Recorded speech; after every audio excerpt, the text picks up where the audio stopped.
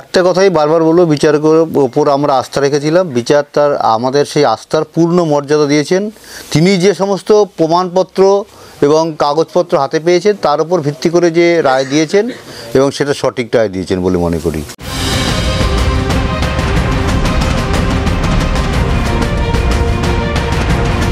1945-এর 9ই August Nagasaki শহরে পরমাণু বোমা হামলা গোটা বিশ্বকে নাড়িয়ে দিয়েছিল। একইভাবে 9ই আগস্ট 2024-এর একটি ঘটনা গোটা বিশ্বকে নাড়িয়ে দিয়েছে। সেদিন আর 5টা স্বাভাবিক দিনের মতো শুরু হলেও আরজিকর হাসপাতালে এক মহিলা চিকিৎসকের ধর্ষণ খুন নাড়া ফেলেছিল জনমানুষে। বিচারক অনির্বাণ দাসের 172 পাতার নির্দেশনামার একদম শুরুতে এই প্রসঙ্গের উল্লেখ। 9/8/2024 তারা থানার কেস নম্বর 52-র অধীনে দায়ের বিএনএস-এর 3 ধারায় দায়ের মামলা এবং 164 দিন পর সঞ্জয় রায়ের আমৃত্যু কারাবাসের সাজা ঘোষণা। একটি অর্ধসমাপ্ত বৃত্ত বলছেন নাগরিক সমাজ। আরজিকর আন্দোলন চলাকালীন নাগরিক সমাজ, চিকিৎসক মহল থেকে কাদম্বিনীর পরিবার একাধিক প্রশ্নমানে বিদ্ধ করেছে রাজ্য প্রশাসন থেকে স্বাস্থ্য দফতরকে। বিচারক দাসের নির্দেশনামার পরতে পরতে এ যাবৎকাল তোলা একাধিক প্রশ্নের উত্তর মিলেছে। বিচার প্রক্রিয়া চলাকালীন 50 জনের সাক্ষ্য গ্রহণ হয়েছে আদালতে। তাদের মধ্যে নিহত তরুণী চিকিৎসকের সহকর্মীরাও ছিলেন, যারা 8ই আগস্টের মধ্যরাত থেকে 9ই আগস্টের দেহ উদ্ধার অবধি কি হয়েছে তুলে ধরেছেন আদালতের কাছে। 8ই আগস্ট রাত 11টা থেকে 11:15 নাগাদ ফুড ডেলিভারি অ্যাপ থেকে খাবার অর্ডার করেন তরুণী চিকিৎসক। 5 জনের আনানো হয়েছিল রাতের খাবার। এমার্জেন্সি বিল্ডিংয়ের 4র্থ তলার চেস্ট ডিপার্টমেন্টে চেয়ার টেবিল পেতে প্রায় ঘন্টা দুয়েক চলেছিল খাওয়া দাওয়া। 9ই আগস্ট রাত 2টো থেকে 2:15 নাগাদ তরুণী চিকিৎসকের এক সহকর্মী চর্চিত সেমিনার রুমে নিজের ব্যাগ আনতে গিয়ে দেখেছিলেন ডায়াসে লাল রঙের কম্বল চাপা দিয়ে ঘুমোচ্ছেন তরুণী চিকিৎসক। কোর্টকে জানান তার সহকর্মীরা। এবং সঞ্জয় রায়ের একার ফাঁসি হলেও আমি সন্তুষ্ট হতাম না। সন্তুষ্টর কোনো জায়গাই নেই। আমরা আমাদের একমাত্র মেয়েকে হারিয়েছি। আমি মনে করি সঞ্জয় একাদশী নয়। আমার মেয়ে একটা সরকারি হসপিটালে কর্মরত অবস্থায় খুন হয়েছে এবং তাকে ধর্ষিত হতে হয়েছে।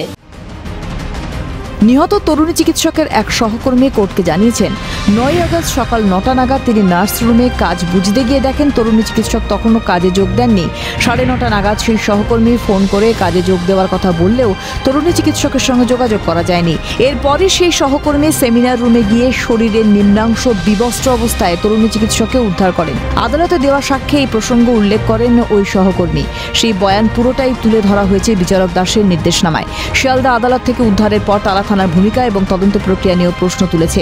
এফআইআর দায়ের করার জন্য এক সন্তানহারা বাবাকে কেন দৌড়ে দৌড়ে ঘুরতে হবে, নির্দেশনামায় প্রশ্ন তুলেছেন বিচারক দাস। জিডি নথিভুক্ত করতে গড়িমসি এবং অনৈতিকভাবে ঘটনার দিন রাতের দিকে সকালের সময় বসিয়ে তৈরি করা জিডিকে অনৈতিক আখ্যা দিয়ে তীব্র কটাক্ষ করেন অনির্বাণ দাস। বিচারক দাসের কাঠগড়ায় এএসআই অনুপ দত্ত সহ ওমেন গ্রিভান্স সেলের ইন্সপেক্টর সহ টালা থানার একাধিক এসআই। ঘটনার সংবেদনশীলতা বুঝেও কেন পর্দার আড়াল সবকিছু রাখার চেষ্টা করছে টালা থানা, প্রশ্ন তুলেছেন বিচারক দাস। এমনকি তরুণী চিকিৎসককে 1:45 নাগাদ মৃত ঘোষণা করা হলেও কেন এফআইআর নথিভুক্ত করতে সন্ধে অবধি অপেক্ষা, টালা থানার দিকে প্রশ্ন ছুড়ে দেন বিচারক। কোর্ট পর্যবেক্ষণে থাকা টালা থানার পুলিশ কর্মীদের বিরুদ্ধে পদক্ষেপ নিতে কলকাতা পুলিশের নগরপালকে সুপারিশ করেছেন বিচারক অনির্বাণ দাস। সিবিআইয়ের কথা বলছে যারা, তাদের এই কোর্টের রায়টা আমি ভালো করে পড়তে বলবো। তৃণমূলের নেতাদেরকে ভালো করে পড়তে বলবে। মমতা বন্দ্যোপাধ্যায়ের যদি সৎ সাহস থাকে, যদি পুলিশমন্ত্রী হিসেবে উনি দায়িত্ব নেওয়ার মতো ক্ষমতা ওনার থাকে, তাহলে বাংলার জনগণের সামনে এসে তার পুলিশের এই অপদার্থতার জন্য, অপকর্মের জন্য পুলিশমন্ত্রী হিসেবে তিনি ক্ষমা চাইবেন। ঘটনার আগেও 9ই আগস্ট মধ্যরাতে 4 তলায় নিরাপত্তার ফাঁক ধরা পড়েছিল। আদালতে দেওয়া জবানবন্দিতে অভিযোগ করেন তরুণী চিকিৎসকের এক সহকর্মী তরুণী চিকিৎসককে নিরাপত্তা দিতে ব্যর্থ আরজিকর হাসপাতাল। নির্দেশনামায় উল্লেখ করেন বিচারপতি দাস। পাশাপাশি আরজিকর খুন ধর্ষণ কাণ্ডে এক না একাধিক সেই প্রশ্নের জবাবও মিলেছে বিচারক অনির্বাণ দাসের নির্দেশনামায়। সিবিআইয়ের সওয়াল, এইমস এবং আরজিকরের 2 চিকিৎসকের জবানবন্দি ও ফরেন্সিক প্রমাণের ভিত্তিতে একমাত্র সঞ্জয়ই অপরাধী প্রমাণ হয়েছে বিচার প্রক্রিয়ায়। তবে সঞ্জয়কে কেন সর্বোচ্চ সাজা ফাঁসি নয়, সে প্রসঙ্গে ঘৃণা এবং হিংসার বশে চোখের বদলে চোখ তত্ত্ব থেকে বেরিয়ে আসতে সমাজকে অনুরোধ করেছেন বিচারক দাস। এবং এই সঞ্জয় রায়ের বিরুদ্ধেও একটা কথা বলতে চাই, যে রায় গতকাল বেরিয়েছে, আমরা সমস্ত রায়ের কপি পড়ে এবং যদি দেখি আমরা ওর বিরুদ্ধে সুপ্রিম কোর্টে গেলে আরও চরম শাস্তি দেওয়া সম্ভব, আমরা হাইকোর্টে যাব। ক্যালকাটা নিউজ।